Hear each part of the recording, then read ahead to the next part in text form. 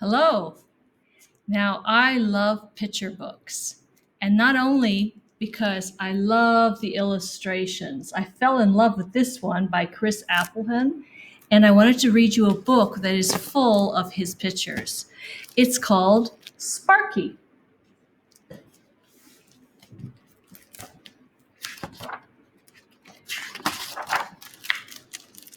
I wanted a pet.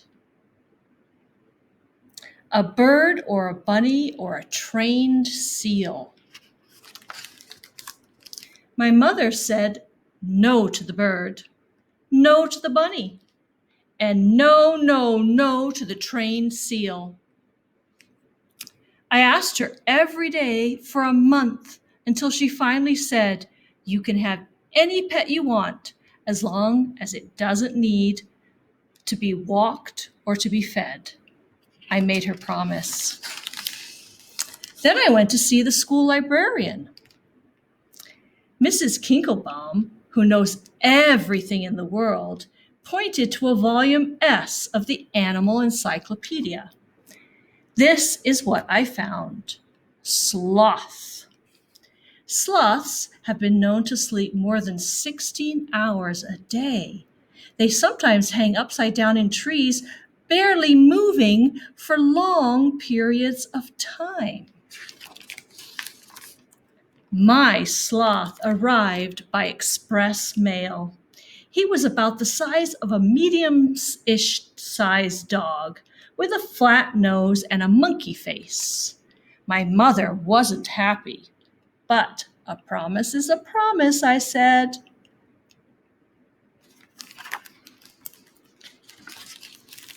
Sparky, I decided that will be your name, and I took him outside to his tree.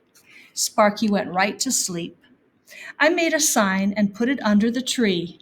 Guard sloth, enter at your own peril. It was 2 days before I saw him awake. He didn't know a lot of games, so I taught him some. We played King of the Mountain, and I won. We played hide and seek, and I won. We played Kung Fu Fighter, and I won. We played Statue, and Sparky was very, very good. That weekend, Mary Potts came over to investigate. Let me show you what Mary Potts is like. This is a picture of her room. Before she even took off her coat, Mary said, "Let me see your new pet." I had some worries, but I took her out to Sparky's tree. He opened his eyes and looked at us. Then he closed them again. I rubbed his belly, but it was too late. We stood there for a while watching him sleep, his fur ruffled gently in the breeze. "I feel sorry for you," Mary said. "My cat can dance on her hind legs, and my parrot knows 20 words, including God and ice cream." "Sparky knows tricks too," I told her, but she didn't believe me.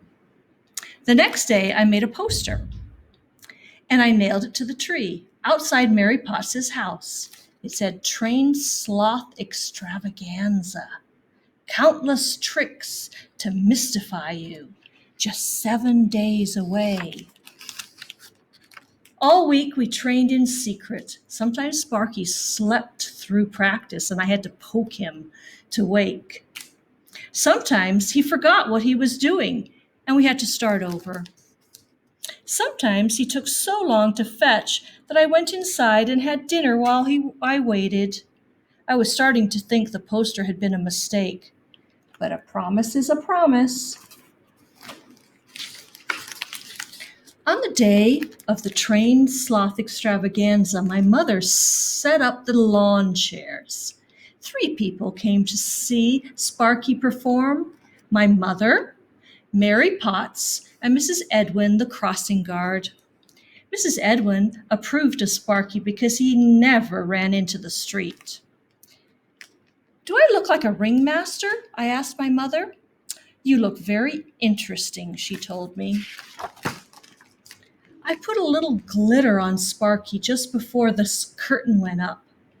I kept wishing I had written 2 tricks on the poster instead of countless tricks.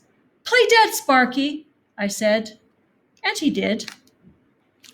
Roll over, I said, and he didn't. Speak, I commanded. We all waited and waited.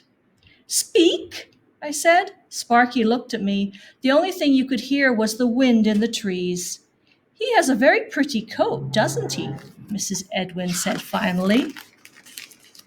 You can't invent a brand new pet like that, Mary told me. A pet no one's ever heard of. My mother came out with lemonade and cookies, but everyone said that they had to be going. Sparky and I watched them. Then my mother made me put the chairs away.